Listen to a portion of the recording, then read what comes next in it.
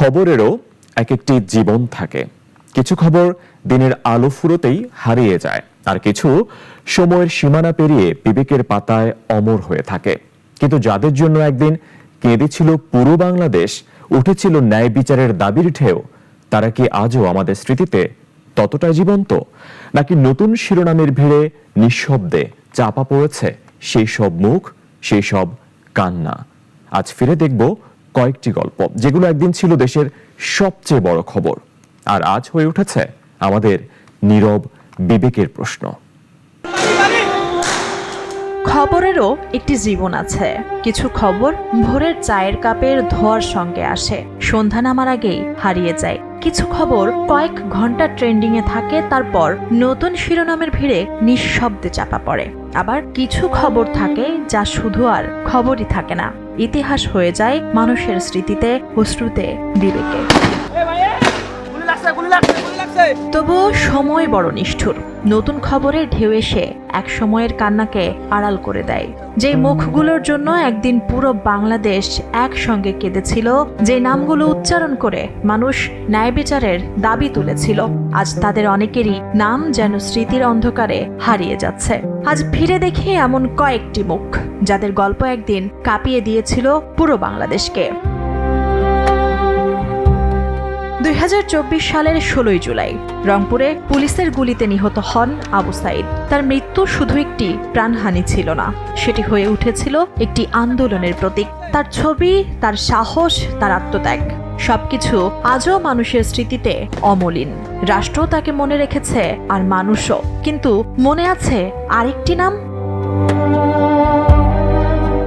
মীর মাহফুজুর রহমান মুগ্ধ। পানি লাগবে পানি, কয়েকটি সাধারণ শব্দ, অথচ সেই শব্দ একদিন বাংলাদেশের সবচেয়ে বেদনাদায়ক স্মৃতিগুলোর একটি হয়ে উঠেছিল। 2024 সালের 18 জুলাই রাজধানীর উত্তরায় আজমপুরে বৈষম্য বিরোধী ছাত্র আন্দোলনের উত্তাল সময়। রাস্তায় ক্লান্ত আন্দোলনকারীদের হাতে তিনি তুলে দিচ্ছিলেন পানি আর বিস্কুট। আইন শৃঙ্খলা রক্ষাকারী বাহিনীর ছোড়া গুলি এসে বিদ্ধ করে তার মাথা। মুহূর্তেই মাটিতে লুটিয়ে পড়েন মুগ্ধ। তার শেষ মুহূর্তের ভিডিও দেশ ছাড়িয়ে উঠে আসে আন্তর্জাতিক গণমাধ্যমেও। সেই দৃশ্য হয়ে উঠেছিল জুলাই আন্দোলনের অন্যতম হৃদয় বিদারক প্রতীক।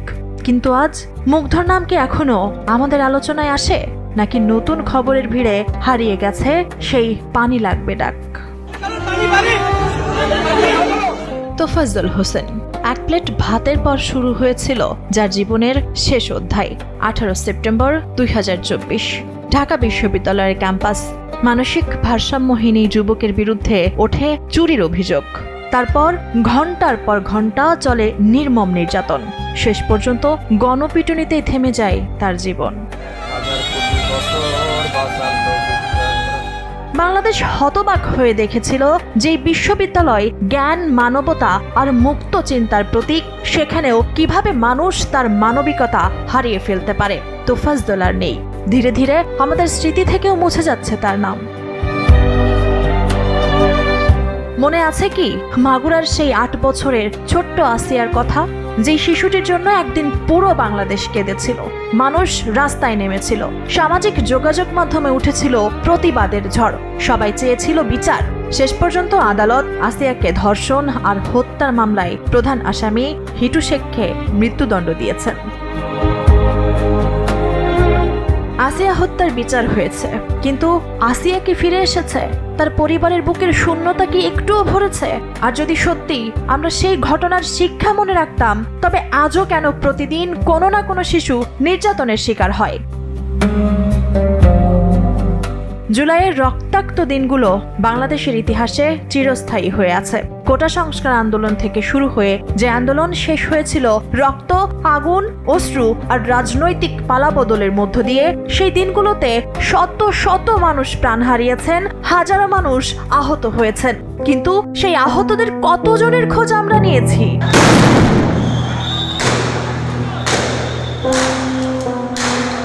রিয়াগো মাত্র 6 বছরের একটি শিশু।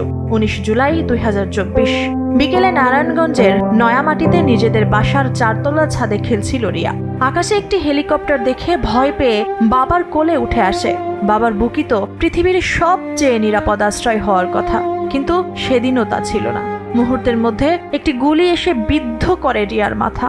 বাবার কোলেই নিভে যায় একমাত্র সন্তানের জীবন। রিয়া ছিল দীপক কুমার গোপ আর বিউটি ঘোষ দম্পতির একমাত্র সন্তান। আজ এতদিন পর আমরা কি একবারও জানতে চেয়েছি কেমন আছেন সেই বাবা, কেমন আছেন সেই মা? যে ঘরে একদিন শিশুর হাসি ছিল, সেখানে আজও কি নীরবতা ছাড়া আর কিছু আছে? খবর বদলায়, শিরোনাম বদলায়, সামাজিক যোগাযোগ মাধ্যমে ট্রেন্ডও বদলায়, মানুষও বদলে যায়, কিন্তু কিছু কান্না পূরণ হয় না, কিছু শূন্যতা পূরণ হয় না। ক্যালেন্ডারের পাতা বদলেছে, ঋতু বদলেছে, সরকার বদলেছে, আলোচনার বিষয়ও বদলে গেছে, কিন্তু আবু সাইদ, মুগ্ধ, তোফাজ্জল, আসিয়া, রিয়া গোপ এমন অসংখ্য মানুষের পরিবারের জন্য সময় আজও থেমে আছে সেই বিভীষিকাময় দিনটিতেই। হয়তো আমরা ভুলে যাইনি, হয়তো আমরা শুধু মনে রাখার সময় পাইনি। নতুন খবরের ভিড়ে পুরনো ব্যথাগুলো চাপা পড়ে গেছে। প্রশ্ন একটাই, আমরা কি সত্যিই ভুলে গেছি, নাকি শুধু নতুন খবরের ভিড়ে পুরনো ব্যথাগুলো চাপা পড়ে গেছে?